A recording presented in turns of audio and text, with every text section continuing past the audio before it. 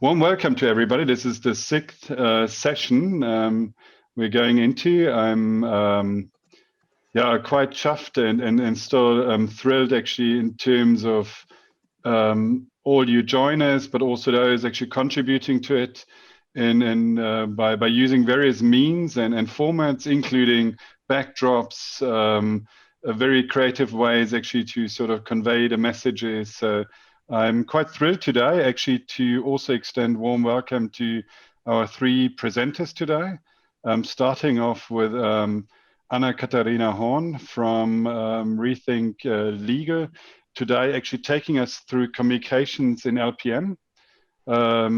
Anna, amongst others, is also driving a number of actually important initiatives, including actually women in e-discovery and others. So you know, we usually tend to just overlook the importance of inclusion and diversity, but I think you all by now actually get the message that personally I believe actually there can't be enough diversity from a geographic, cultural point of view, as well as gender, race, and what have you, in order to really actually contribute to the topic of actually delivering a better legal service delivery, and that under the umbrella of legal project management. So a warm welcome to you, Anna, and looking forward to your part.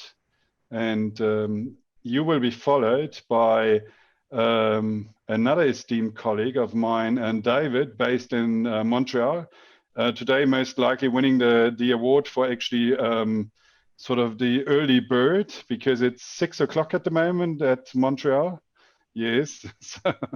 And probably one of the colder places amongst us at the moment. So deeply situated in the Northern Hemisphere. So David, you will talk about client listening, an important part of the overall sequence of legal project management phases, and in particular also closing the loop and really putting emphasis on actually active listening, capturing insights and really feeding that back. So actually creating actionable items from the feedback we should actually capture from clients. And then last but not least, my dear friend and esteemed colleague Carol Valencia from Madrid. Carol, congratulations! You just actually you're an award winner of the European Women in Legal Tech. So a big applause from all of us in that regard. And you will actually talk about teams with purpose. And I don't want to actually delve any deeper, otherwise I would sort of actually present too much details and insights, already take that away from you. And we're really looking forward to that session. So without further ado, Anna, your floor, please. Thank you very much, Ignaz. Yes, thank you everyone for joining today. My name is Anna. I'm a German lawyer, and I'm leading the department Legal Services and e-discovery at reThinkLegal. I've been working here for the last 6 years, and two of my project managers just joined us today, which I think is really great due to the fact that they actually are working in a project at the moment. So thank you very much for that. And we are supporting legal departments and law firms in their legal projects. We are specialized in internal investigations, real estate transactions, and we are now entering the floor of insolvency and restructuring.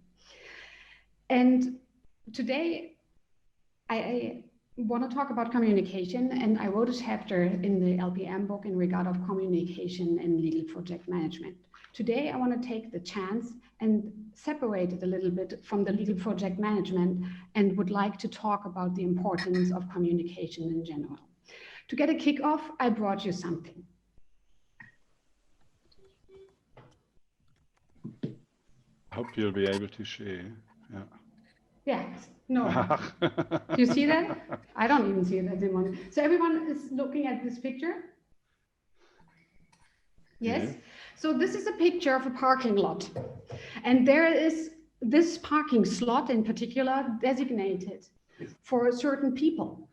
And we look at this picture and all of us are aware of the fact that this parking lot and this parking slot is designated for men with big belly who want to make a barbecue, right? Wonderful. Thank you very much for that.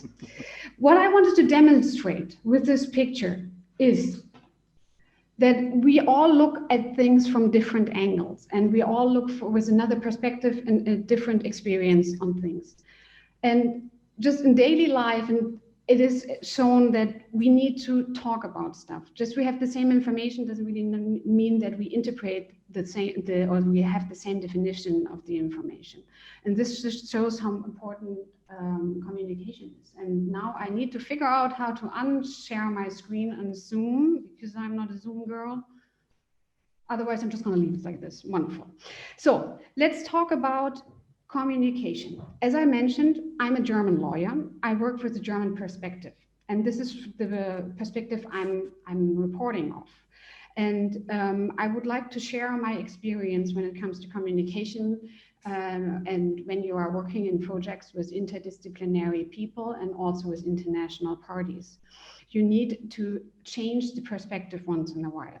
When I started, or when I was done with university, I came aware of the fact that there is a leak in communication education in university. And I'm not sure how this is in other countries, but in Germany, we really are just thrown in the market, and we have never been taught how to do soft skills or to work on a professional basis. So we do need to learn this by ourselves. And so I took the chance when Ignaz approached me in regard of this chapter, and I figured it might be a good thing to just collect all the information I observed or experienced by myself and write them down.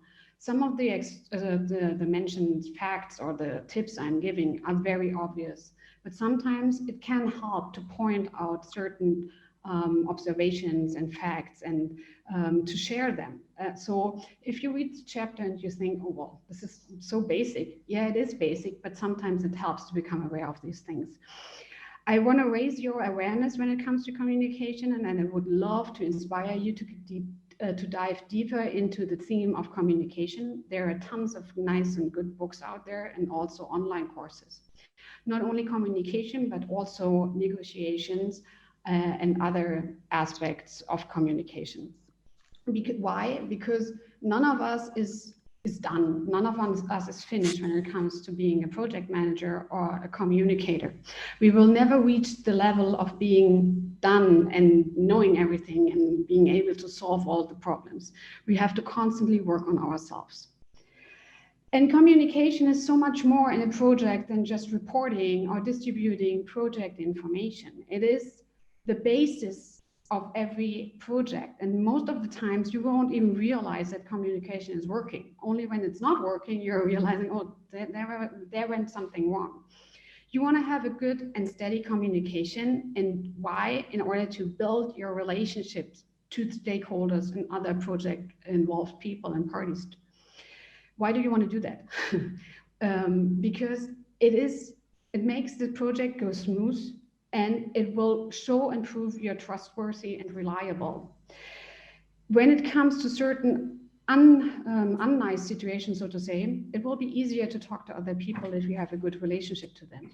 Don't forget about the fact that as a project manager, we are not only service providers, we are also solution solvers, problem solvers. So people should come to us and talk to us about their problems because they know we are going to take care of it.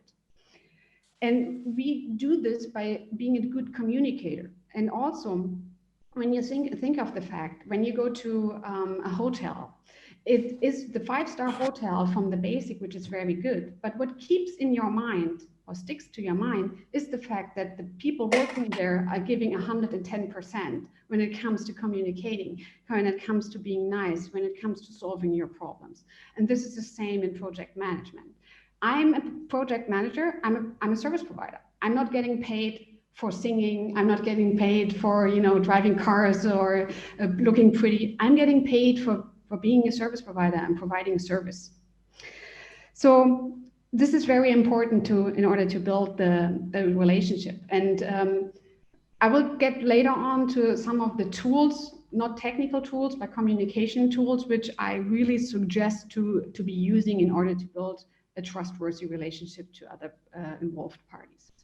And I would like to point out at this point that when doing communication in a project, we need most of us are doing it from like the feeling in the guts. We do this because it feels right to do so, or we have been taught to do so, but we need to be more strategic about our communication. Who's communicating with whom about what? It is not only that we need to put a plan of communication up front from a project, but also a strategic way of who's talking to whom, who is giving whom which information, and also which information is known by whom. So this sometimes seems to be a very strategic way to be doing, and some people do not feel comfortable about being so strategic when it comes to communication. But we should overcome this point and be more strategic when it comes to communication. And another thing I would like to point out is cultural differences.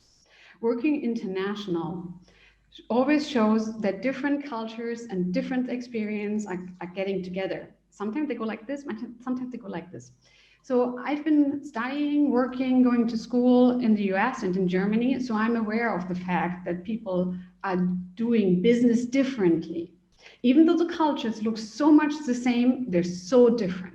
Starting with the way how to write an email, also how to do small talk, up to the front when how a critical situation is handled. Another example, I went to Austria and I gave a speech and I was delighted. The entire audience was listening to me all the time. And they didn't pull out the cell phones, didn't play around anything. I was so good, you know? No, I wasn't. After I left the stage and joined the audience, I realized that it is just a very polite thing to do, to not pull out your cell phone, not do anything else, just like really focus on the speaker.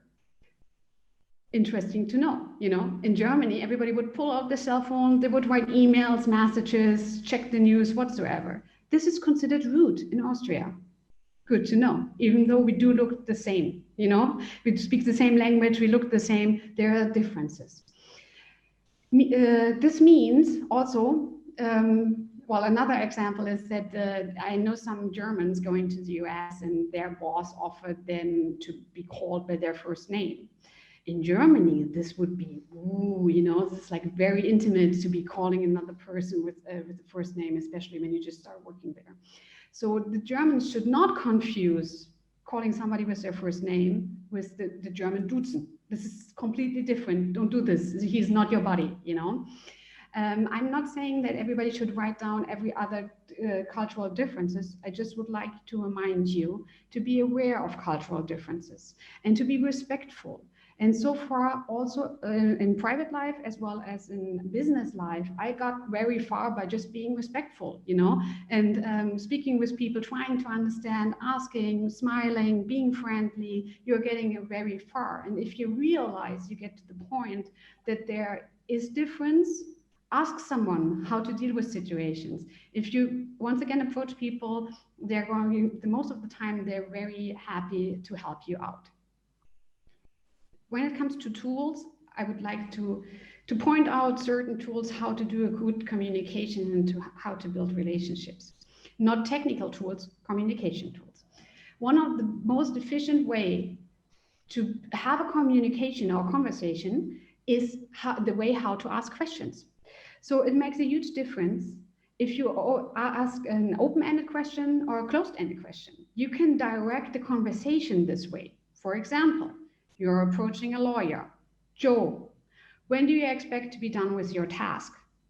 And the lawyer will answer, pooh, you know, maybe you can come back at the end of the week. Maybe I will be able to suggest, I'm not sure, you know, well, did you get any information? No.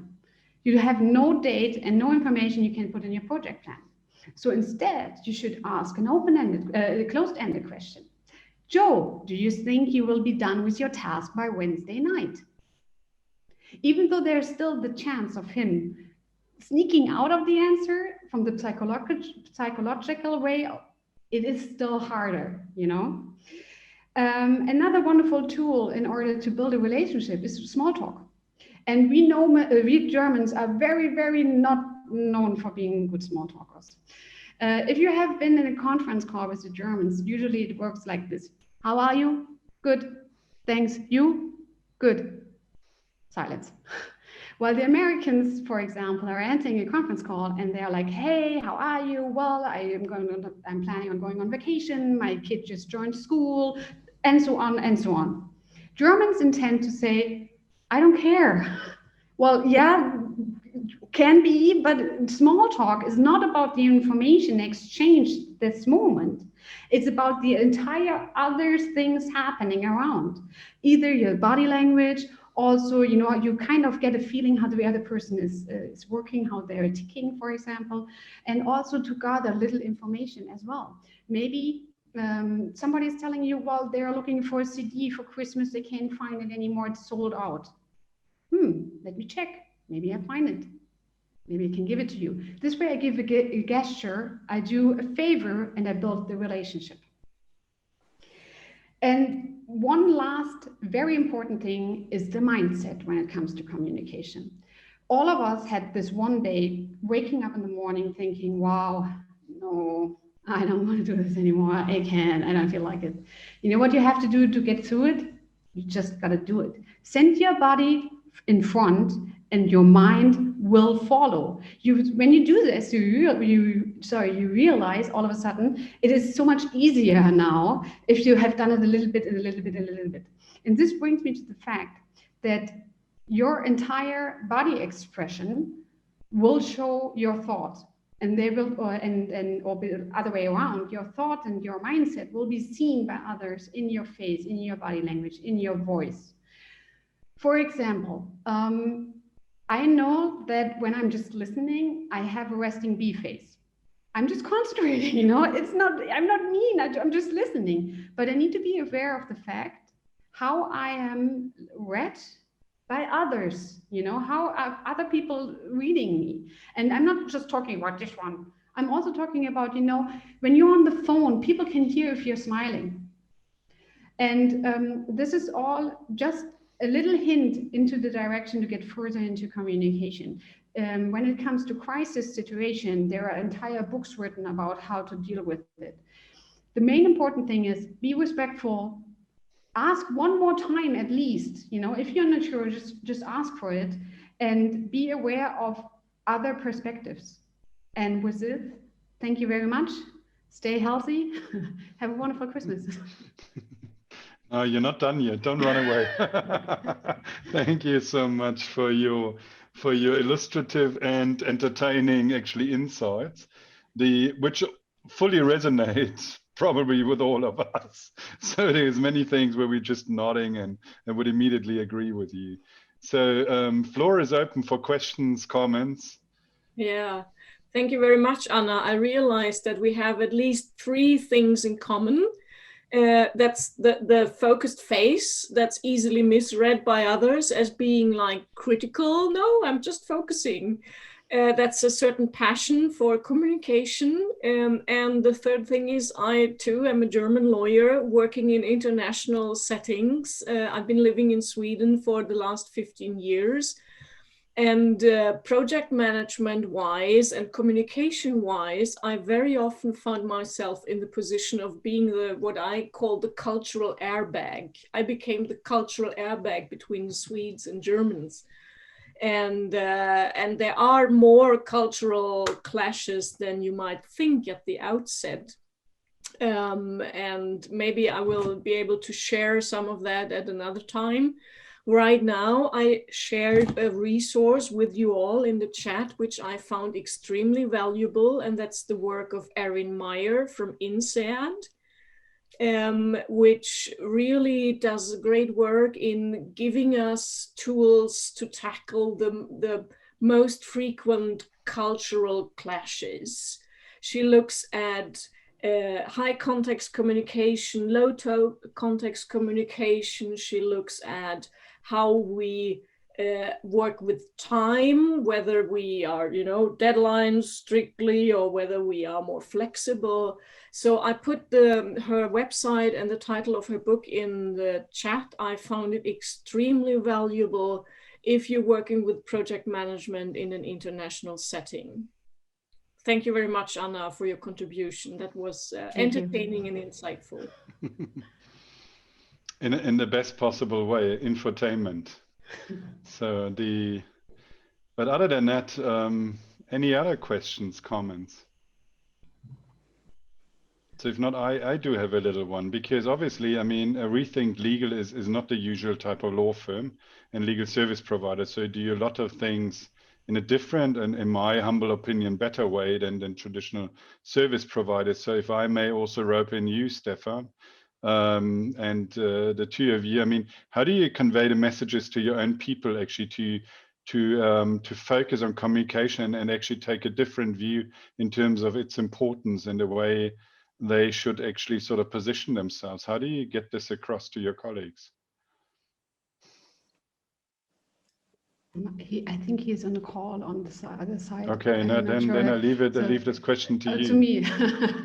Well, the thing is, it is on one hand, like two of my project managers are with me today, and we are, you know, it's a combination of taking one step at a time and also seeing the big picture. And especially when we are working in projects, it is sometimes challenging to be, you know, see the big one and also the little steps. So, for example, in the last couple of weeks, we were not able to do our little project management courses. So we are working right now together on networking in English and all these different things. And in the end, it's with almost any other company, it's about the contribution of each employee and their what they're willing to do, and if they want to do in their free time some extra classes and courses, and you know, and then it's a thing about sharing experience. We do collect our experience, and we are trying to contribute them and pass them on and work on it and be honest about our mistakes. And even though nobody likes to be criticized, it is extremely important to receive feedback from outside and from inside. Do you run retrospectives in order to capture the feedback and sort of also look at sort of communication styles or excuse me, what? Retrospectives from an agile approach?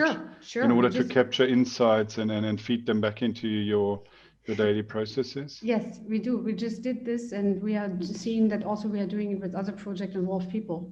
So we need feedback if it's bad and also if it's good to see. And sometimes the stakeholder, all they're saying is, well, all is fine. Well, this is good.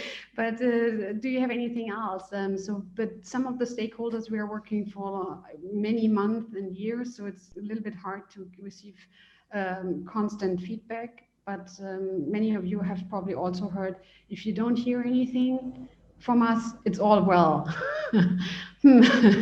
So yes, we do after every project, we do the retrospective feedback. Sure, need to. Okay, great. This is very interesting. That makes a difference. So I really do appreciate your input on this, because I believe you're the ones actually driving change in the legal profession.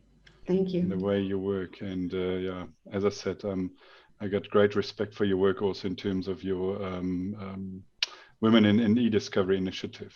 Yes, this is another thing. Whoever wants to join, we are doing this Women in E-Discovery. Now, please, finally. Please reach out. We do have 2 members with us today, Jasmine and Martina, I saw somewhere. And oh, there she is. Hello, Martina.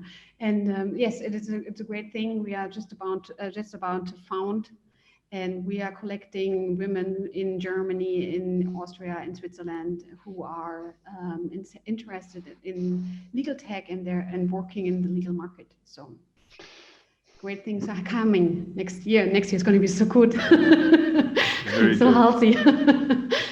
No, we're currently looking at ways to support you as well, but at the moment we have not yet managed to recruit one female colleague, but we're about to change that, thank God. Yeah, but if you're looking for someone, you might just apply or send your request. Too much product placement here.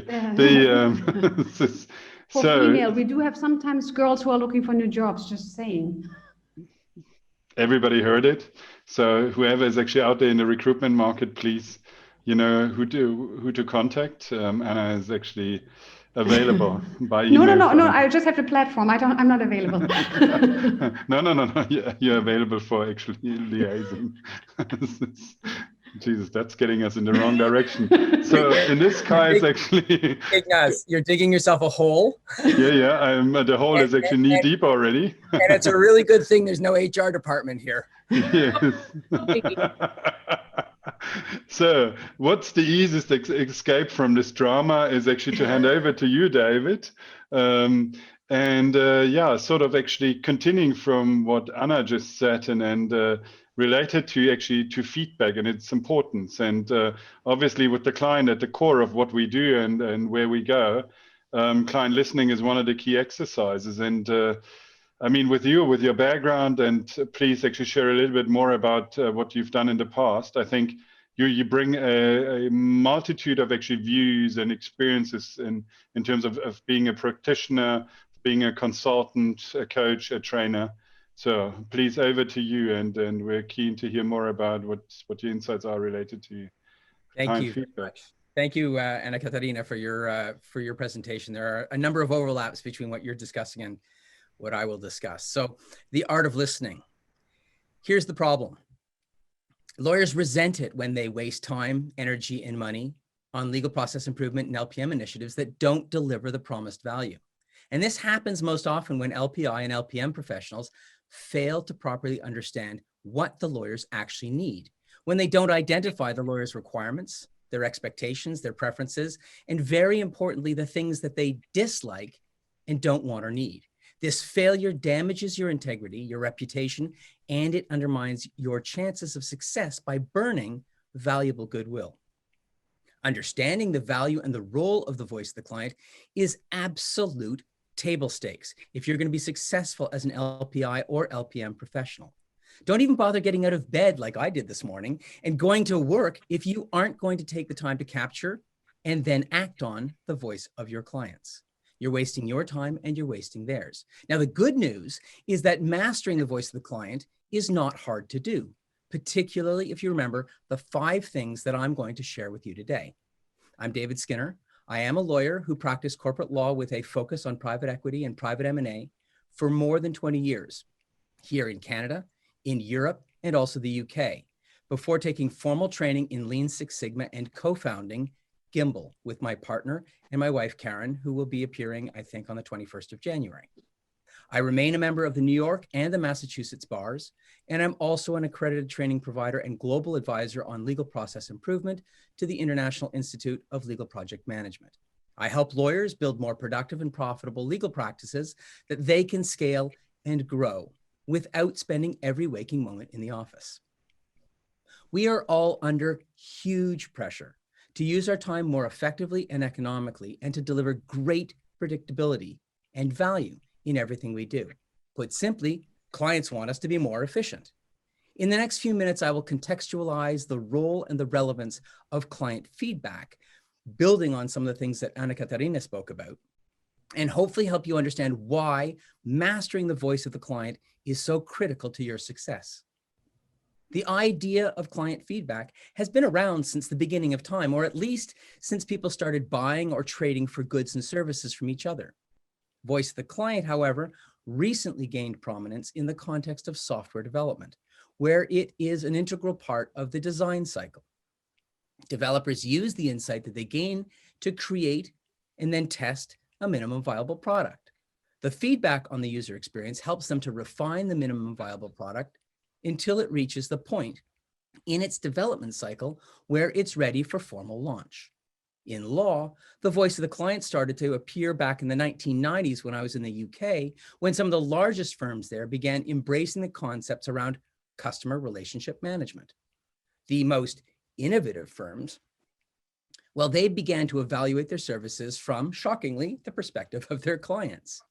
Fast forward to the early 1990s, or I should say from the early 1990s to now, almost 25, 30 years later. And over the last 5 to 8, maybe more years, there has been a growing interest in and focus on legal process improvement and legal project management. And as a direct result, the light is once again shining on the voice of the client. Capturing and listening to client feedback has taken on even greater importance. Why? Well, because every project that we undertake has to deliver what our clients need. I'll share my screen. So here are my top 5 tips for mastering the voice of the client. Understand who your client actually is. Obsess over identifying, evaluating, and eliminating client frustrators. Seek out negative feedback to Anna-Katharina's point. Focus on delivering your client's must-haves. This should become your second obsession. And if you do ask, you have got to act. Let me just unshare.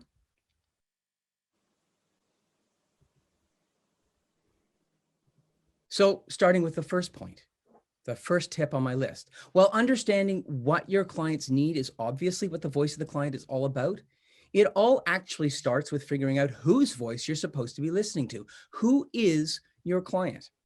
Now I can hear you say, but that's, it's obvious. It's follow the money. It's the people who pay. And while that's true, it's only part of the answer. A common mistake when collecting voice of the client data is the failure to identify all of the relevant clients. In Lean, your client is anyone to whom you provide your work, your products, or your services. Put another way, your client is anyone who receives the output of the process that you're executing. It's the next person in the value chain. It's not just the ultimate client who pays your fees on completion of the overall project. So who are the clients of your project? Well, one easy way to determine this very early on, as you're planning your engagement, is to use a SIPOC grid. And here I will share my screen again. And we will advance one slide. So as you can see, SIPOC stands for suppliers, inputs, processes, outputs, and clients. A SIPOC grid is a tool that many project managers use when defining and framing the nature and the scope of the processes that they're managing. It helps establish a really high-level understanding of how the value stream or the flow of information, the products and the services, as well as the stakeholder who's involved across the life cycle of a project. The very approach to completing the SIPOC grid speaks volumes about the importance of the client. The best practice for completing the grid is to begin with the client column on the far right. Ask yourself, who am I delivering my products or my services to? Then identify what it is you're delivering to those clients and list those in the outputs column. Remember, SIPOC establishes a high-level picture, so limit yourself to what I call the mission-critical deliverables. Don't try to include everything in your SIPOC grid. You're going to then move progressively to the left, and you'll do the same exercise for the inputs, and finish your SIPOC grid by asking yourself who supplies each of the mission-critical inputs in the process or the project that you're managing. Once your SIPOC grid is complete, you will have a very good, albeit high-level understanding of the who you serve, being the different stakeholders of the process or the project that you're managing. At this point, you're sure to realize that many of the clients of your outputs are also suppliers of the inputs, that there's some circularity to the class of stakeholders. Next, you need to understand what those stakeholders need from you. That's to say, you actually need to solicit feedback from the stakeholders of your project. And while you're at it, while you're figuring out what the different stakeholders need from you, you should also consider figuring out what frustrates them during the course of your interactions with them. What's taking you longer than they believe it should, or is more complicated or more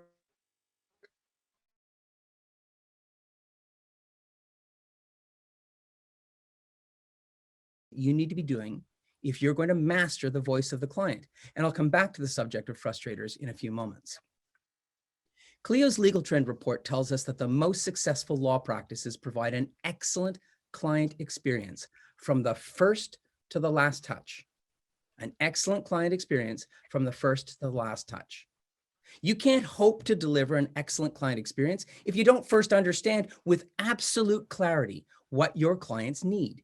Understanding what they need, think in terms of the basic expectations, will help you define the scope of your project and the assumptions that underlie the allocation of responsibilities and risk between you and the client, and will also help you define how you price the work. It will also help you establish the most effective lines and means of communication between you and your clients across the life cycle of your engagement. Now, the voice of the client can be captured in a variety of ways, including through direct discussions or interviews, surveys, focus group sessions, and other similar means. Deciding which approach to use will depend a lot on different factors, including the number of people from whom you want your feedback. One of the most effective ways to capture their voice and to understand their needs is by speaking with them directly. Call, or in pre or post-COVID, go and meet them in person and ask explicitly, what is it that you need to get out of this task or process or project? What would success look like for you? Surveys are another way that you can capture the voice of the client. Surveys are easy to create and they can be scaled quickly, which is great because you can use them when you've got a larger volume of people and you're looking to canvass that group for input. We use surveys in almost every process improvement project we work on. They help us to gather important insight into what the clients need from the process and identify pain points and friction that they experience. We use an online survey platform that makes it easy for people in different locations to complete and submit their responses, but it also makes it easy for us to analyze and report the results. And don't ever shy away from asking questions that will give you negative feedback. Back to Anna-Katharina's point. Be bold, be brave, seek out negative feedback. Why? Well, because negative feedback is far more valuable to you than positive feedback. And this is the third thing on my list of 5 tips to mastering the voice of the client. What do you do with positive feedback beyond patting yourself on the back and leveraging it to the maximum on social media and in your marketing? While positive feedback reaffirms what you do well, it doesn't help identify what areas need improvement. And like it or not, you're not perfect. There are always going to be a lot of things that you can improve. So ask clients to explain what frustrates them about the elements of your work or how you deliver it or the way that you and your team interact with them.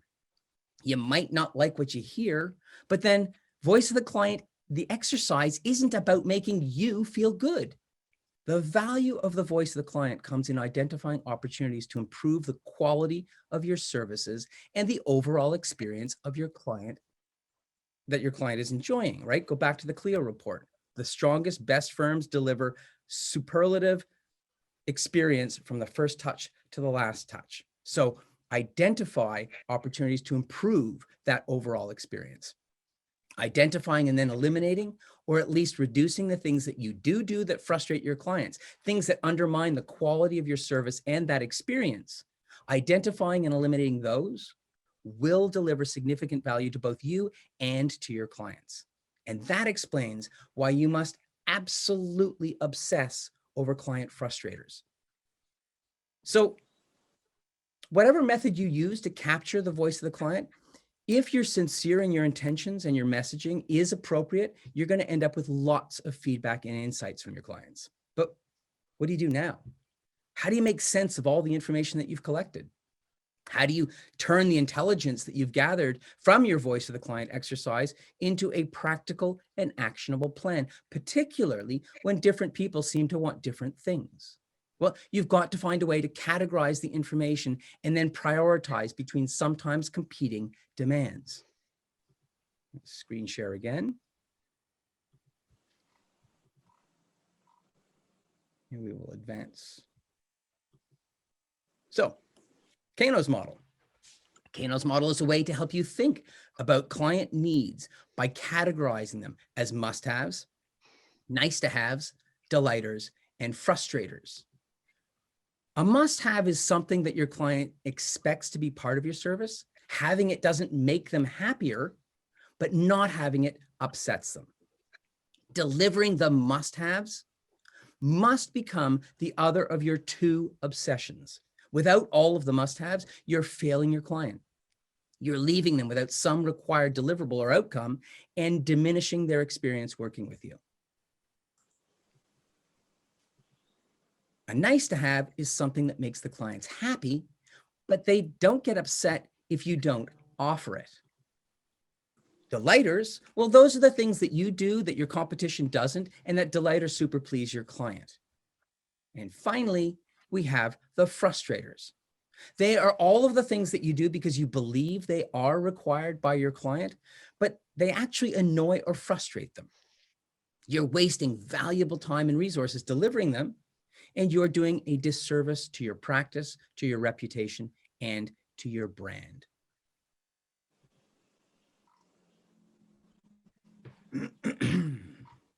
Kano's model, well, it helps you to make strategic decisions about where to focus your time, your energy, and your effort as you design or redesign your services, the scope of your project, or establish your project plan and timetable. Kano's model also helps you determine priorities when you're determining the cadence of your client reporting and other project communications.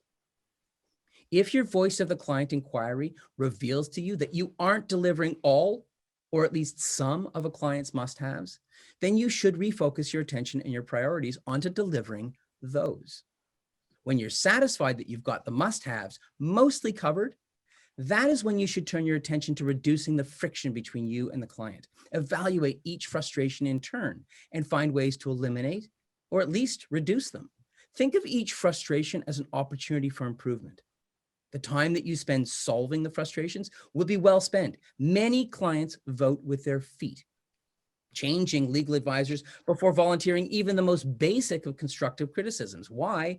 Well, because they fear the conflict and the defensiveness that often comes with negative feedback. Only once you're confident that you're delivering the must-haves and have eliminated all or most of the important sources of frustration, should you ever invest any significant effort in the nice-to-haves and the delighters. Otherwise, you're wasting valuable time and effort and potentially undermining the relationship that you have with your clients. The fifth and final item on my tips list is that, excuse me, is that the time and the effort that you invest in capturing, analyzing, and understanding client feedback will, of course, be entirely wasted if you aren't prepared to and don't actually act on what you learn. Indeed, you can even do significant damage to your integrity and reputation if, after having solicited feedback, you carry on as before and you don't act on what you've heard. Few things send a stronger message that you don't care than maintaining the status quo after receiving feedback. So look for themes born out of common suggestions and complaints. Focus on making changes that will meet as many of the common must-haves as you can, and look for changes that will eliminate or at least reduce the most common, important, and damaging common frustrations. Then go back to your clients. Thank them for their feedback.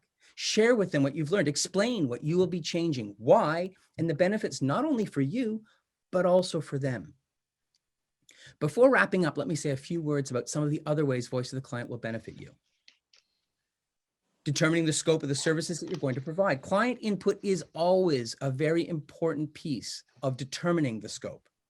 Listening to your client and getting a very clear understanding of their needs and their expectations for the project will help you define your deliverables and establish the assumptions underlying your offering. Those assumptions impact how responsibilities and risk are allocated between you and the client, and that usually affects how you staff the project and how you price your services. Voice of the client should also be part of every after-action review. Soliciting client feedback will help you determine from their perspective what went well, what didn't go so well, and so maybe should be improved for the next time round, and which tasks and deliverables weren't required at all and could be eliminated next time round. Work on eliminating the things that don't add value because they are nice to haves or they're delighters or otherwise. Strong client relationships are built on trust, on understanding, experience, and added value. Being direct and asking the simple question, what can we do better to serve you better? Well, that will build the trust and the understanding and demonstrates your genuine interest in serving your clients, whomever they may be. The benefits are huge.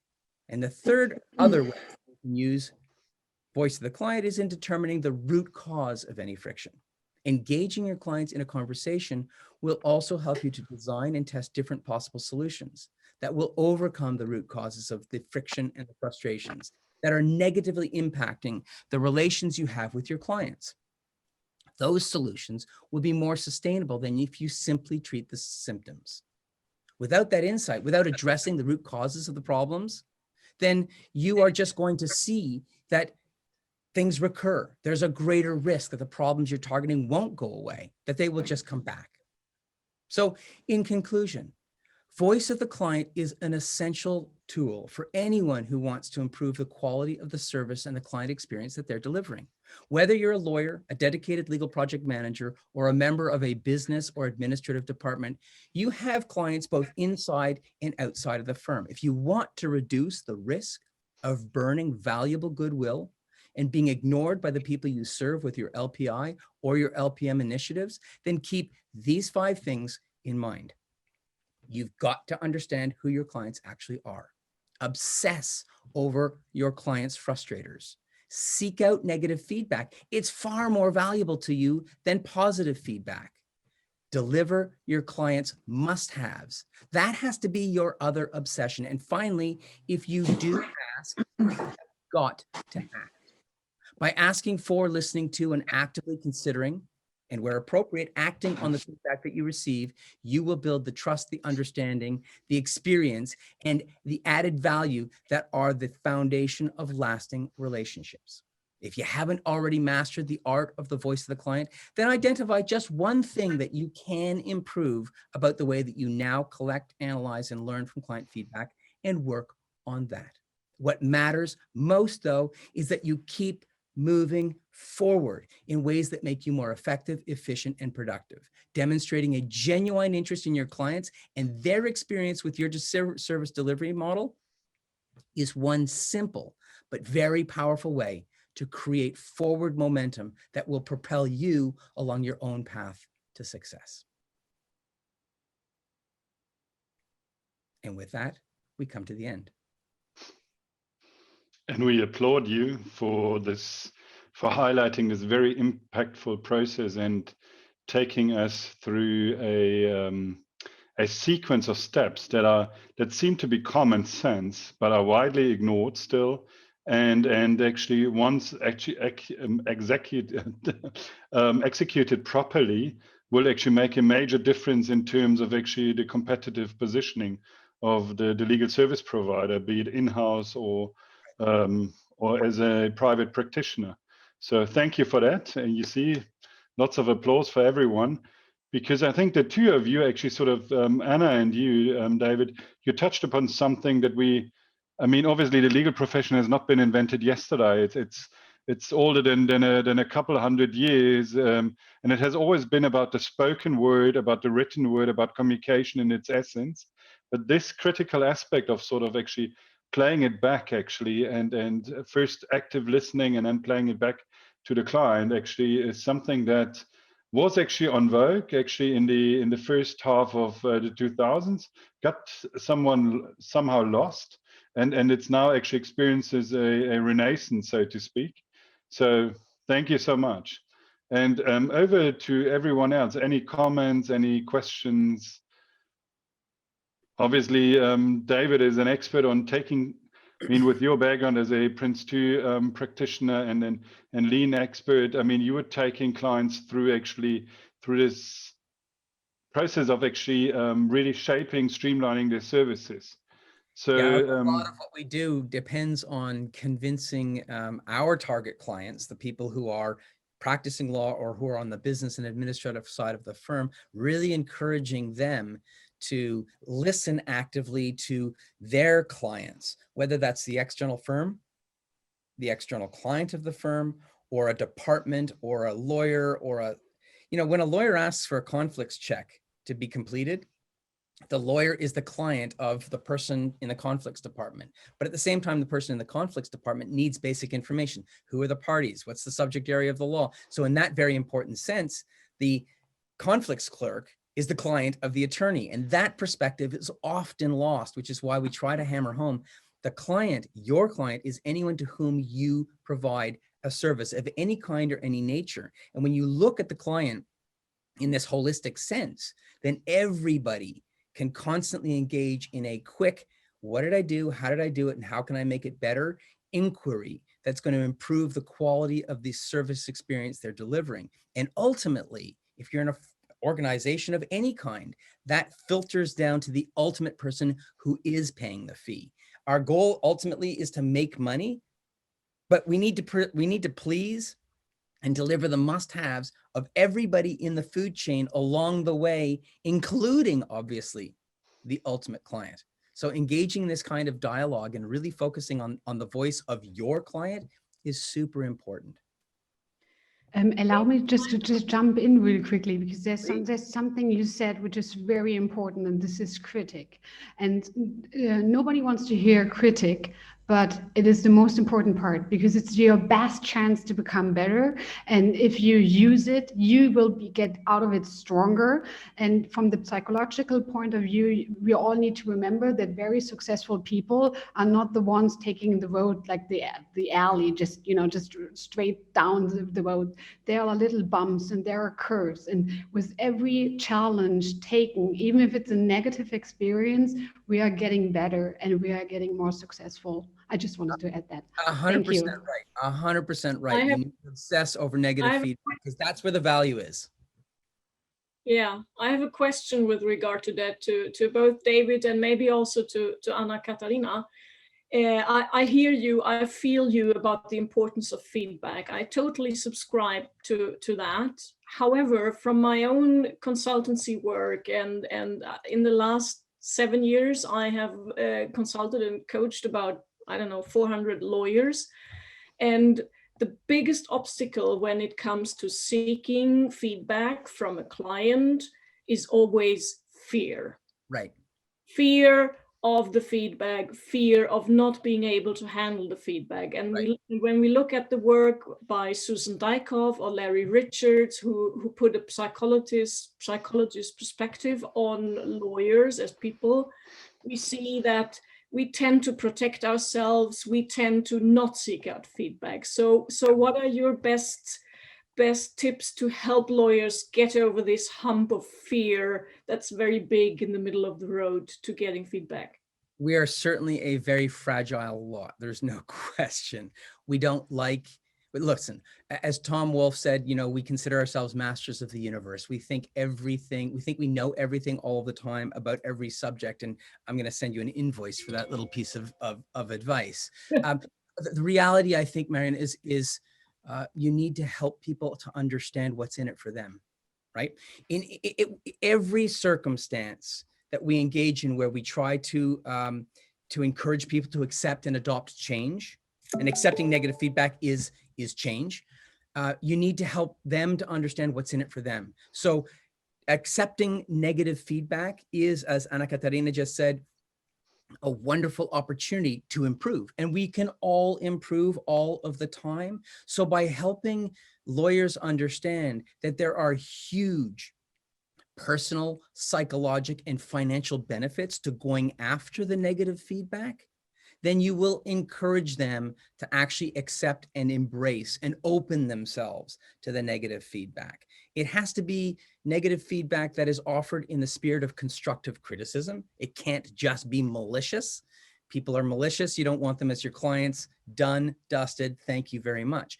But most people will offer you constructive criticism if approached the right way. And so it's about the optic.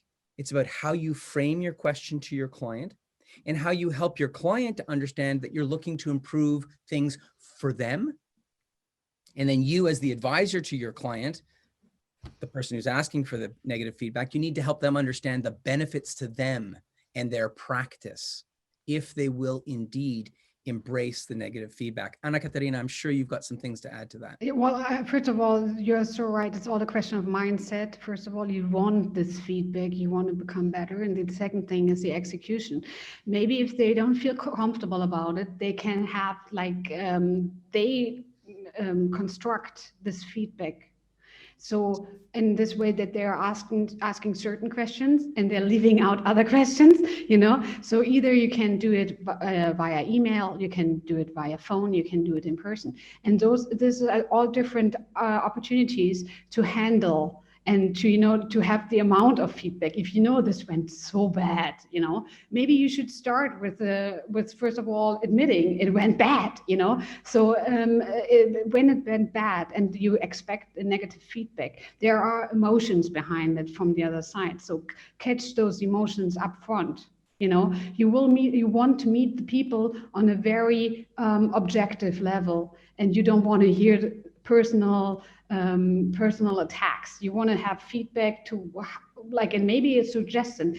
And this is something also, if you're criticizing someone, you need to see that, don't just criticize them, give them an opportunity, tell them, maybe we should do it like this, maybe you can do it like that. So it is like, I can criticize somebody in a very strong way without hurting them personally, if I know what I'm doing. And also if I'm receiving feedback, go with a structured way, say, ask certain questions, or give them the options to answer openly, or even just, rate it or something like that. There's so many different ways. And if the first feedback is the worst feedback, when you get further, you get used to it. Ripping the Band-Aid off, just get it off. Yes, you see it's not that bad. So maybe you just take baby steps into give me a feedback with rating. Maybe you just give me it in writing. Maybe I'm going to call you next time. And then I'm going to meet you in person. And this is another thing. If you have a good relationship with the stakeholder and the other project involved people, you will receive better feedback, and you will receive a nicer wrapped feedback, because they don't want to hurt you on a personal level. And on that point, I'm conscious of the time. Ties in very nicely with the research that the Neuro Leadership Institute, David Rock and others are doing, because they have done studies and they clearly show that asking for feedback lowers the level of anxiety, both for the asker and the giver. Right, because the giver knows that it went horribly and would really like to share and communicate, but frankly, they have their own fear, which is that there will be a backlash, that there will be defensiveness, particularly if it's a litigator. Litigators love to argue. Well, I disagree with you. You're wrong. It went this way because of whatever it may be. So the person giving the feedback is fearful unless the playing field is created in such a manner that the landing is going to be soft. And to Anna-Katharina's point, it's about the process, never about the people. So you need to make sure that you ask the questions in the right way, and that the person who's giving the feedback is criticizing the process, but not the individual. So would the two of you advocate delegating the task of actually soliciting feedback to third parties? That's a great question. I think that it can help to smooth the way when you have an interlocutor, when you have a facilitator, maybe the first few times out if you're not used to it. But I do think there's huge merit in having an open, honest conversation, face-to-face, eyeball to eyeball with the person whose feedback you're soliciting, because hearing it from them is much more impactful than it is hearing it through Marian or Anna-Katharina or someone else who says, well, he said, she said, and there's sort of the broken telephone game that plays. And also, I don't think the third-party interlocutor is going to be the person who's establishing the depth of the relationship that you want to count on going forward. Law, after all, is a business that's based on personal dynamic and human relationships. And so is project management and process improvement. It's about building that relationship, that confidence, that sense of trust. And that can't happen if you're asking a third party to be your surveyor, if you will. Ultimately, it's where you start to get comfortable, but ultimately you need to, wear the big pants and get out there and put on a little protective armor and realize that it's all for the better. Even if it's a little bit painful, there is real positive impact that comes from it. Thank you. So, conscious of time, and because we try to adhere to the sort of best practices of time boxing, I'd love to actually now move over from the overall communications framework to the overall framework actually guiding us in terms of actually our commitment, our goals, objectives, and so forth, and love to actually introduce Carol Valencia from Madrid, Peruvian by birth, global sort of mindsetter by dedication. And don't worry, Ignaz. I will use. And physically based today in Madrid, correct? In order to actually conclude that. Yeah. So over to you. Thank you. So I'm happy to join this session today. So I will ask everyone if you can turn on your cameras, will be fine. Because I mean, I feel like we have to humanize these kind of meetings, right? And of course, if you are not available, it's okay. Don't do it. But if you can, please do it. And well, I will try to do this like as fast as I can. I prepared some slides, so I'm gonna share the link with you in the chat. Just wait a minute, please. You can share them directly, Carol. No, I mean, yeah, but I want them to also have the slides too. Great. Yeah, so that's the link. It's open source. You can just go and check it out. And then, of course, I'm gonna share my screen. Yeah. So this is it. Yeah. So now you can see my slides, right? Yes. Okay. So let's be this presenting mode. So, well, this is session 6, I guess. My session, it's called Teams with Purpose. And I love using icons, so that's why you can see. Then, so just get the slides. I already sent you the link.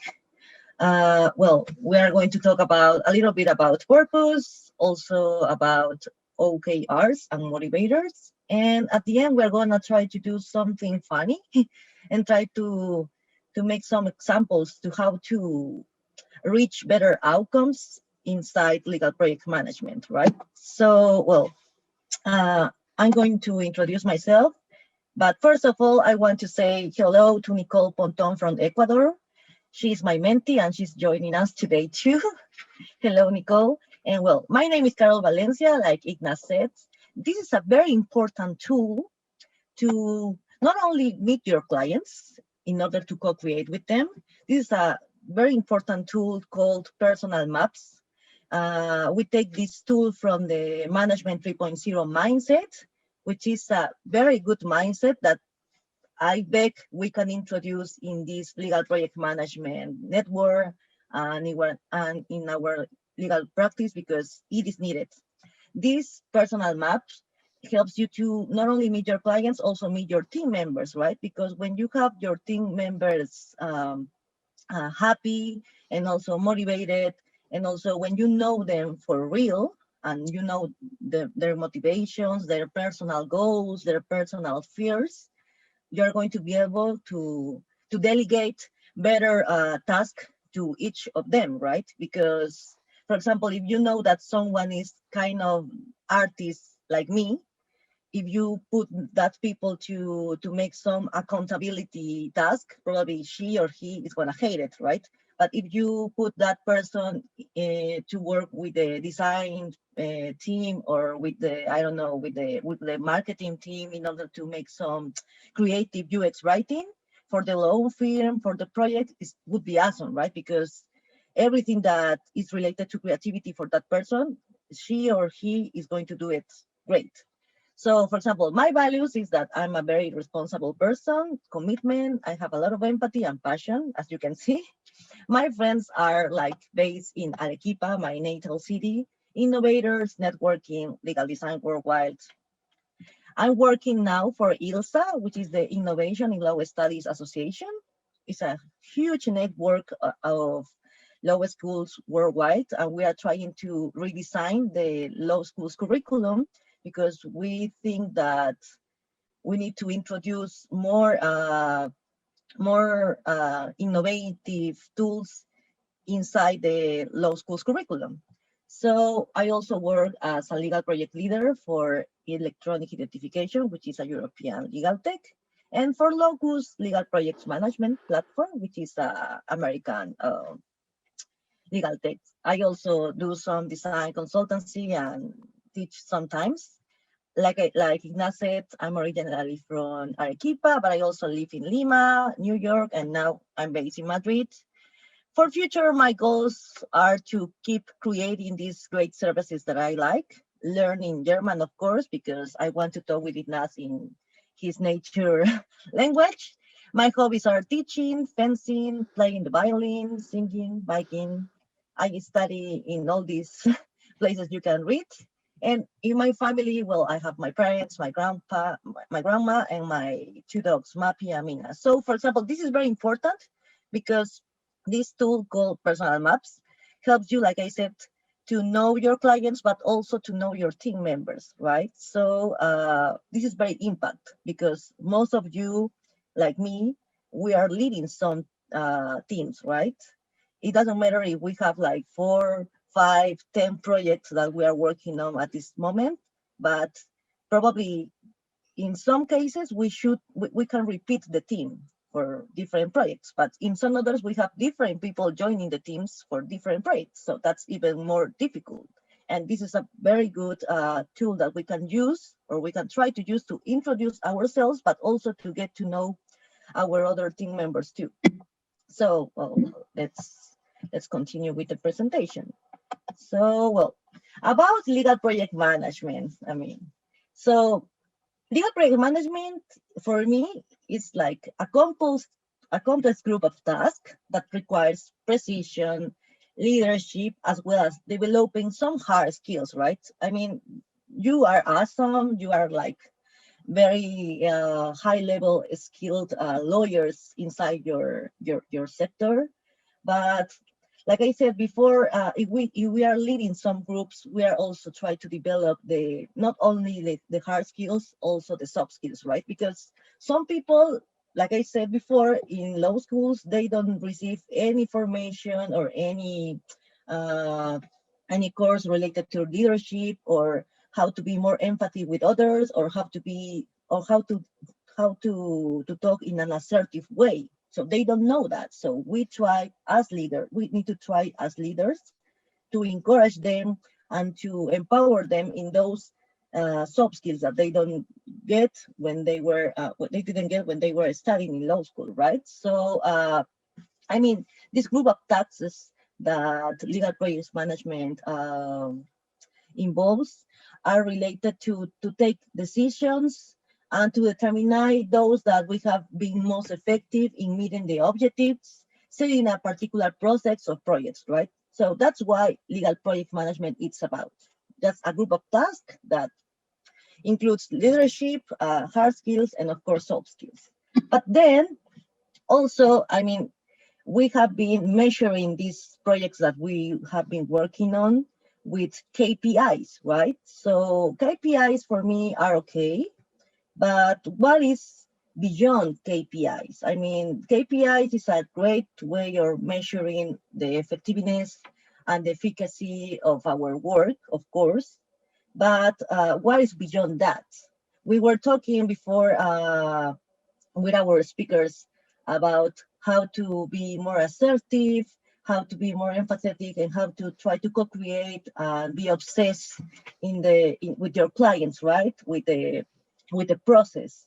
But also, I hardly believe that the most horrible problems inside any legal team, it doesn't matter if it's a law firm, if it's a company, if it's a legal tech, are related to what is behind, right? Because our consumers or our clients, they just take a look to the final service, to the final product, but they don't know what is happening inside. So when we figure out what is happening inside, we can figure out that there are very bad designed processes. There are sad people. There are like a very stressful leader, and so many other horrible stuff happening behind, right? So of course, some of our clients are not going to tell us this. Some of them probably yes, like we were talking about retrospective and feedback, but some of them are not going to tell us that. So we have to try to design or redesign what is happening behind, and that is directly matched with legal project management and legal project processes in order to develop better outcomes. And like I said before, KPIs for me are okay, but I think that we need to take this to the next level. So that's why OKRs comes, right? That's why the OKRs exist. And well, we're going to talk about later on about this. What I propose to do today, like we were talking about human-centered design and human-centered lawyers and human-centered everything. Why don't we have, or why don't we try to develop this human-centered legal project management, right? Because we are going to focus in our clients, to focus in ourselves, and of course focus in our teams. Like I said before, of course, we have to be obsessed with our clients and we need to develop the best as we can for them. But also, most of the problems are happening inside our houses, inside our law firms, inside our companies. So, what I propose with this human-centered approach for legal project management is to. Sorry to interrupt you, Carol. There seems to be an audio issue. Could you just check whether you have full connectivity, please? Well, I have everything. It seems like your microphone has shut down and you're now using external speakers or the external mic. Can you hear me now?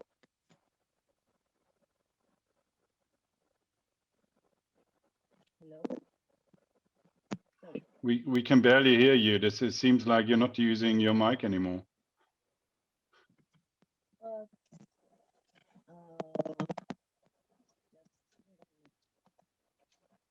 so, sorry, can you hear me now or no? Okay. I hate wearing this, but. No, it's better. Whatever you did the right thing. No, now you're gone. No, it's okay. But can you? Okay, yeah, perfect. Okay, yeah. Thank you. Sorry. So let's continue.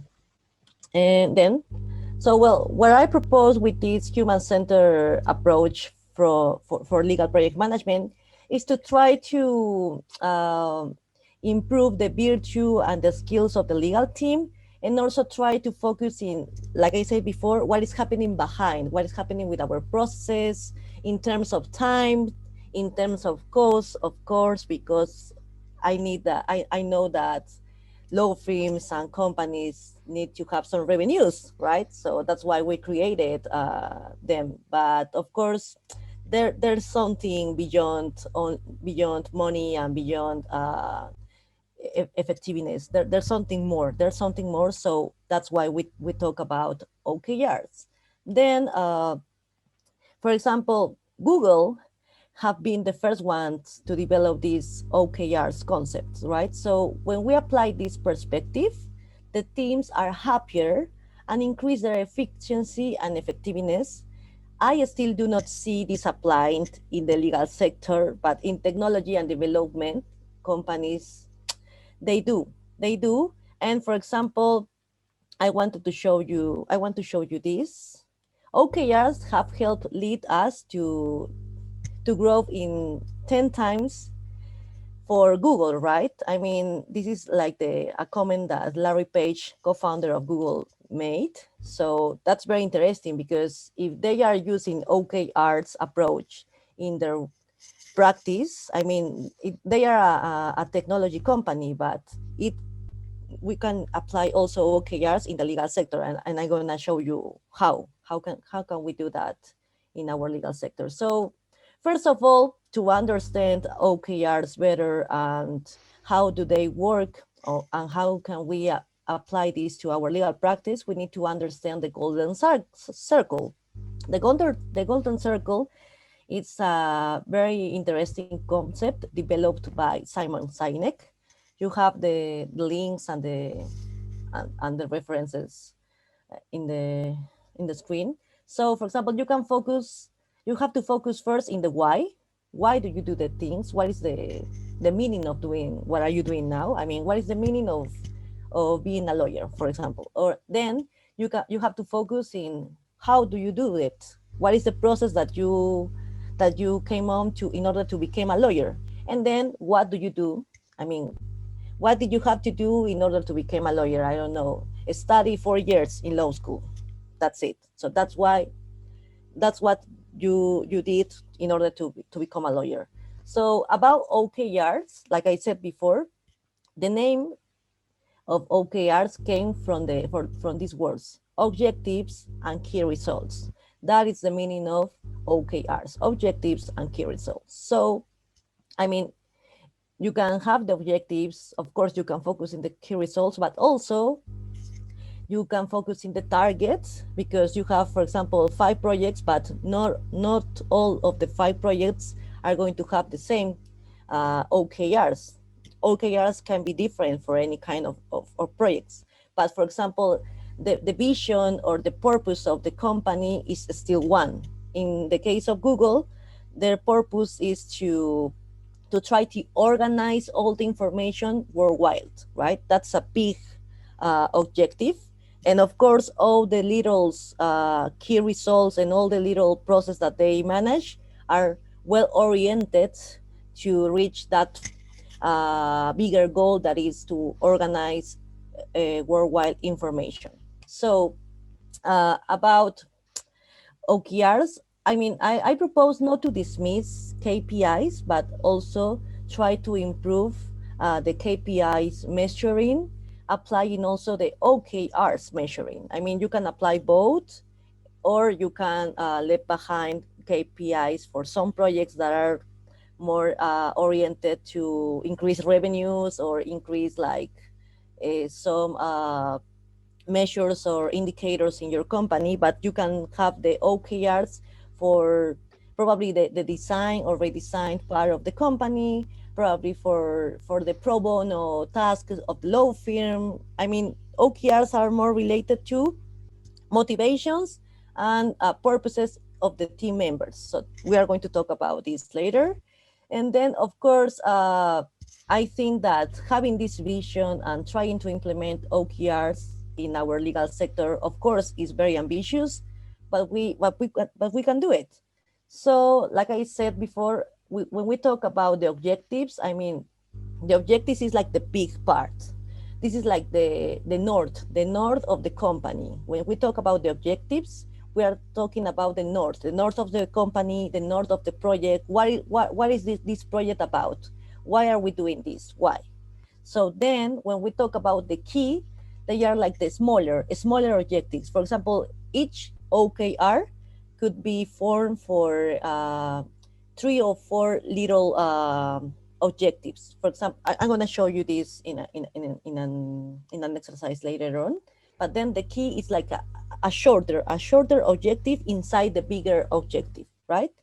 And then the results is, why are you doing this project? For who are you doing this project? What do you want to reach, or what do you want to develop, or what are the insights that you want to get or after doing this project? So key results will be like those minor goals that directly contribute to the achievement of the main objectives, like we said before, of this project or projects, right? And they are highly aligned with the general objective that we mentioned before, like this one. This is the big one. These are like the smaller ones. And this is finally like the one that is highly aligned with the purpose. Like I said before, for Google is to try to organize all the information worldwide. For example, you have some examples here. For my law firm or for my legal team, probably I could have this kind of objectives, of big objectives. For example, to reach the goals of the entering new clients for the firm by the end of 2020. That's a bigger one. So then in my key in my key objectives, in the smaller ones, I have to figure out how to get more people, or I have to get more clients for my law firms, right? Then, for example, another big objective could be to diversify our legal products and services offering as a consulting firm. For example, some of the law firms now are developing like a techie areas, right? They have some accelerators or some hubs inside the law firms. But of course, they are not working only with lawyers. They are hiring new people that have different profiles. And for example, another smaller key to reach this main goal of diversify your legal products for your law firm or for your legal team in a company would be hiring different profiles, like engineers, like designers, for example. That would be another smaller key objective that is forming this bigger goal. Then, for example, in the key results in the smaller one that are highly aligned with the bigger one, with this bigger one, we have, for example, if we use this key result to implement the GDPR rules for all the law firm clients, for example, in the results, in the yearly results, we could have this one: increased revenue in 30% with the creation and sending of new contract terms based in the new GDPR rules for clients. That would be, for example, to this one too, because we are trying to diversify, and now we are not having this contact with our clients. So we are hiring new people to develop some platforms in order to implement this, to help our clients to implement their own GDPR rules. And then in the key results, we are, of course, we are doing this, but if we do this and this, we're going to be able to increase our revenues in at least 30%, because of course we are having this no face-to-face connection with our clients, but still we are selling them our products in a platform, or we are co-creating with them their new contracts, implementing the new GDPR rules, and they are going to pay us for us, right? So we are not having our usual meetings face-to-face, but at least we are trying to get this info and to implement and help them to implement the new GDPR rules in some other ways different from the analog ones. We are taking to the digital mode. So I don't know if you understand this, but we can figure out more examples later on. So I would like you to go to this Miro app. So I'm going to share the link in the chat. Sorry. Okay.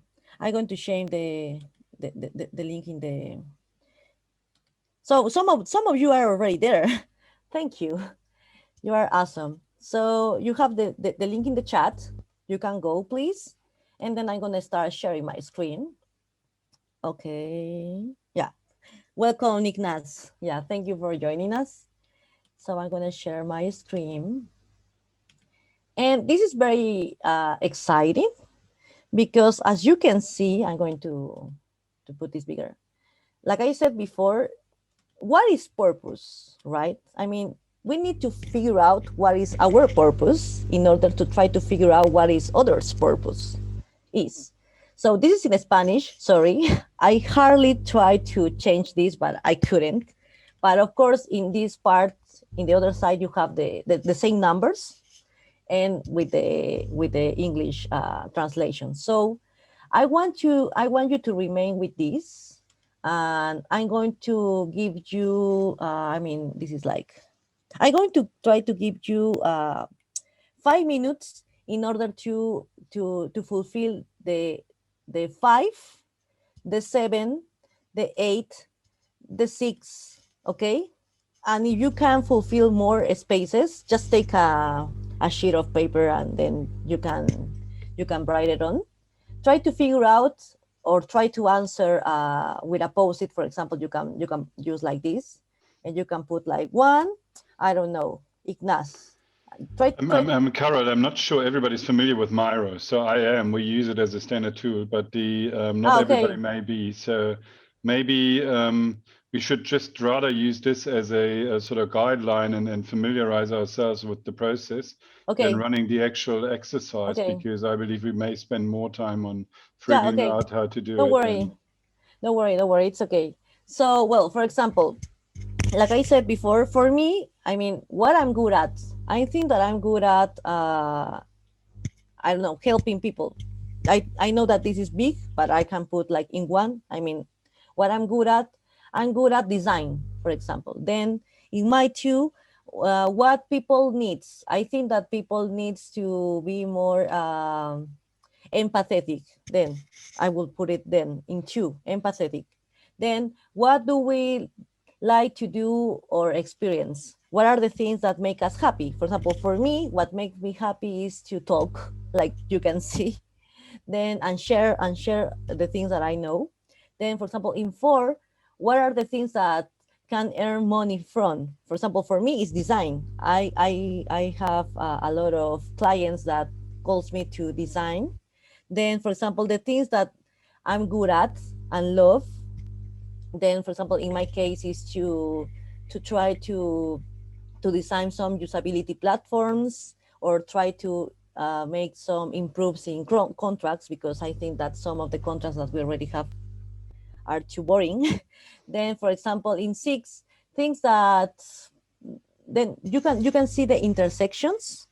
So try to keep this template, and then later on you can try to develop your ikigai, which is a Japanese word that refers to purpose. So when you find your ikigai, then it's going to be easier for you to try to figure out what is your each team member purpose. So just take this template for later on. That's it. Then I'm gonna go back to the slides. But as you can see here, I mean, for when you talk about purpose, it's here. The purpose of your legal team is here. So you have to focus in the manner in which your team delivers services, like our earliest speaker talk. And then, for example, what your team does. I mean, we are doing the outsourcing part of a company. We are working in developing the new GDPR rules to implement for all clients in the law firms. So could be any project. And then you have to also focus in why your team is important. Like we talked before, of course, clients are important, but of course, our people is important too. Like we said before, in this session, we don't have any HR resources member, but it's important to focus in why our team is important, because if we feel and if we make them feel important and motivated, of course they are going to be happy to join one project, two projects, three projects, any projects that we can delegate to them. They are going to be happy because they are going to finally understand that they are not just typing, or they are not just I don't know, interpreting the laws. No, they are going to understand that they are typing these forms in order to get some insights for clients or for people. They are going to understand that they have to interpret well the law and the regulation in order to create better outcomes for people. I mean, when they really understand why are they doing this and why are they joining this project or any project, they are going to be finally feel that their own purpose or their own motivations have a meaning, have a sense. It's not sorry. Otherwise, they are going to feel that it's pointless, right? So, well, we were doing some exercises. We were talking about retrospective. So, for example, in the same form that I was sharing with you, I don't know where is this. Okay. So, I think that I need to put this escape. I want to go to other. Okay, that's it. So, for example, in the same template, no, in the same template, I'm gonna move like here. You can see the retrospective screen. I'm gonna share this. Okay, you can see the retrospective screen, right? For example, I love this tool that it's called Happiness Door. So this is another tool that comes from the management 3.0 mindset, like I told you before. And you can give retrospective not only for your clients, but also for your team members. And also you can receive the same retrospective from them. And what I like about this template that also you can keep with you is that look at the questions. They don't say anything wrong. They are asking about what went well, what needs to improvement, and also which are the following steps, right? So I mean, when you read this kind of language, you are not reading anything that is related to what are it wrong. No. Everything is very assertive. Everything has a lot of empathy on it. So you can focus in a very good, you can develop a good communication with your team members and also with your clients, like we were talking before. And of course, you have to spend only some minutes. For example, in the first one, you have to spend 5 minutes. The other one, you can 5 minutes. And of course, probably the last one, the following steps is going to take 10 minutes because you need more time to show your team what do you want to do or what do you want to introduce in order to keep developing the project, right? So let's go to the slides. I'm going to, okay.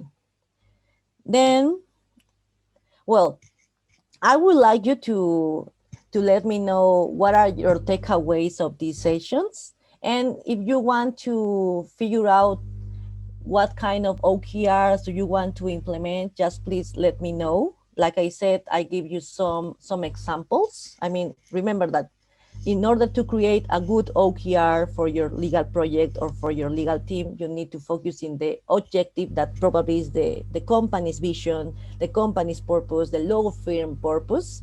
Then you have to, and this is a very big goal, then you have to focus in the key, these smaller ones. One objective could be formed, like I said, for 3 or 4 key smaller objectives, and then you come with the result that is going to be like the directly benefit that you're gonna get doing this.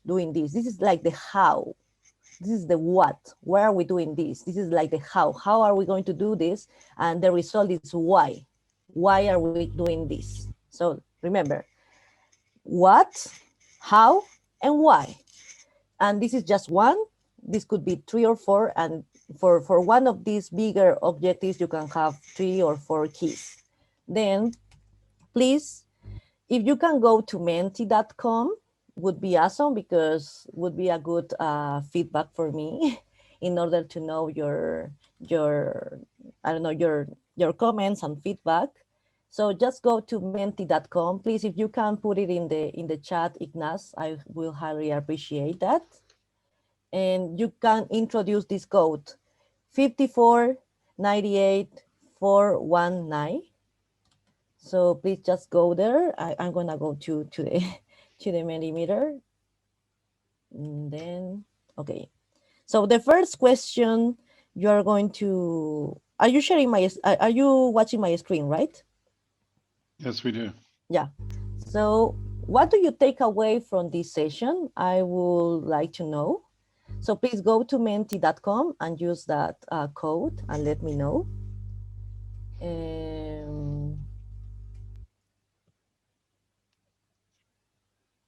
I don't know it. Okay, yeah. When I have some responses, I will be able to watch the. But also I can send you the link in the chat too. Yeah, and the code is already there. So okay. Oh, okay. So please, I don't know with you. Yes. Because I was already in the, okay. This is here. Yeah, thank you. So it's inspiration, road in the horizon. Thank you. And well, don't be shy. Just share your takeaways with me. And then if we go to the next question, Okay. So what are you going to do to innovate your legal practice? Like, because all that we have been talking about during this session, like implementing OKRs, trying to figure out what is your purpose in order to figure out the motivations and the purposes in your legal team members to develop better outcomes. It's very important. So what are you going to do to innovate? Probably you can start creating your own OKRs for your legal projects or your own OKRs for the legal team. You can also try to, I don't know, try to use these templates that are already shared with you in order to figure out what is your purpose and try to share with your team members and clients these tools too, to get more insights to improve your legal project and your legal practice. So I don't know, just let me know. Okay, always focusing on applying. Yeah, thank you. That's awesome. And well, if you have like any other questions or any other comments, please just let me know. It's been a pleasure to join today.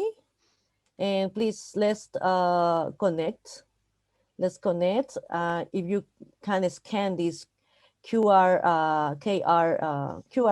code, you can go directly to my social media platform. And if you have any questions or comments, if no, we can, I guess, see you soon, right? Thank you. Thanks so much, Carol. That was very insightful, and I think everyone will share me in actually sort of applauding you loudly and with an extra actually exclamation mark, because I think what we see by following presentation like yours is that legal is not only about technicalities anymore. It's not about actually understanding clause X, Y, Z, but it's more about actually putting those clauses into contextualizing them and embedding them actually into an ecosystem. And at the core of the ecosystem is always actually a human being. So, and the human being is our point of reference. So I think the human-centered approach that's basically underlining your OKR approaches is actually a decisive element to really actually meet the needs, because it's never a legal problem.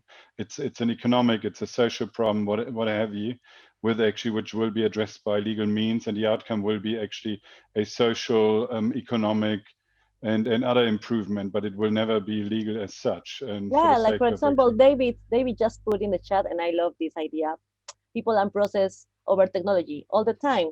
For example, I'm very I don't know, I feel like sad that I can see any legal tech related to, for example, immigration or for any other social problem that we have. I mean, why every legal text in this world is about automation, it's about like legal project management? I mean, there are so many problems that we need to solve that are beyond technology. In a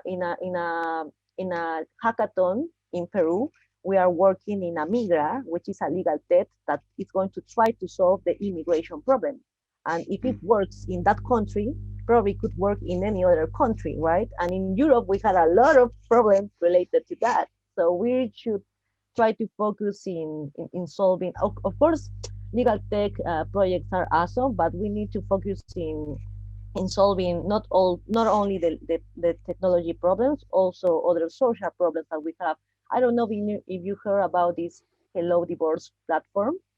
That platform, it's awesome because it's focused in a social goal that is to improve the horrible experience of getting divorced, right? So I mean, yeah.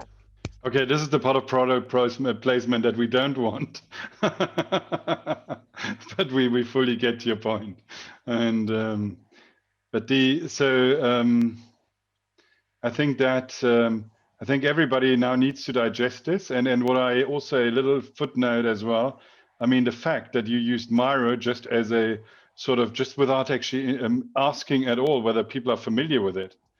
would have Yeah. not been possible without COVID-19. So these days we're used to actually remote working. We as a profession have adopted actually ways to interact and collaborate that would have not been possible without actually the pain point of not actually being able anymore to actually meet each other face to face anymore. Although the one will not replace the other, but it's adding a whole new dimension to our communications portfolio.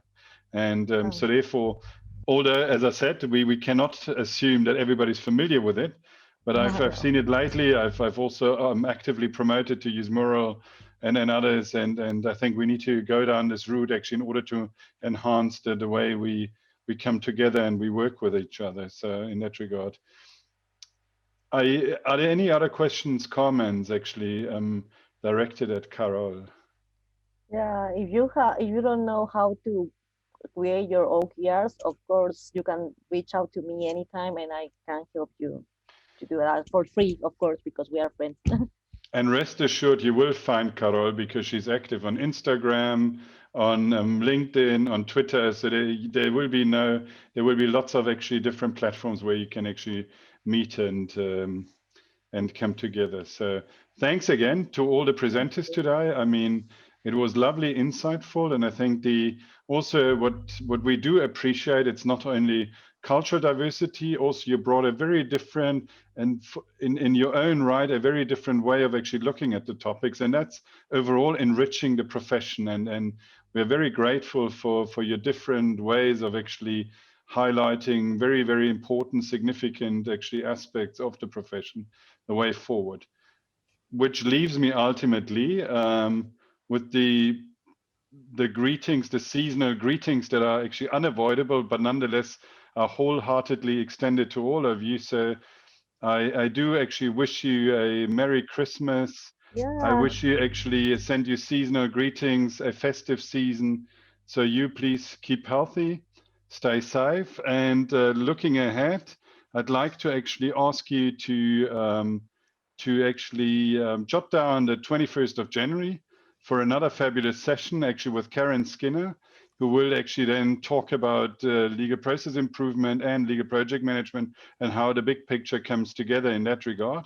And those two major aspects actually, how they intersect. And secondly, also actually hearing about legal education by Harald Evers, another esteemed colleague, and last but not least, Aileen Leventon from New York, actually, who's absolutely stunning when talking about value creation and how a competency framework is actually providing the foundation for value creation in legal service delivery. So please actually stay safe, keep healthy, have a great actually festive season, and see you soon. Thanks so much. Thank you. Thank you, Ignace. Best wishes to everybody. Yeah, best wishes to everyone. Bye.